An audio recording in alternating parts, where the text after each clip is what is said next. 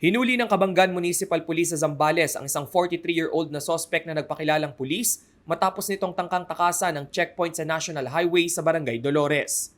Sa inisyal na investigasyon, sinitang sinasakyan ng sospek sa checkpoint. Subalit imbis na magmenor, humarurot pa ito para matakasan ang mga checkpoint police. Dito na nagkasa ng dragnet operation ang PNP at nakuhang maharang ang nasabing sasakyan.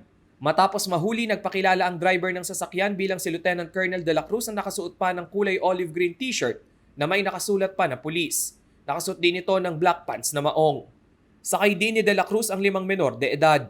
Wala rin siyang maipakita na ID o anumang dokumento bilang pulis. At nang maberipika ng mga otoridad na wala sa alpha list ng Philippine National Police ang sinabing pangalan ng suspect, doon na siya hinuli.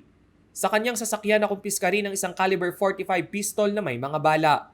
Paalala ng PNP, patuloy sila sa paghuli ng mga ganitong klaseng modus lalo na ngayong pandemya. Naharap ngayon ang suspect sa mga kasong usurpation of authority, unauthorized use of PNP uniform, illegal possession of firearm and ammunition at paglabag sa IATF health protocols. Rainiel Pawid, CLTV News.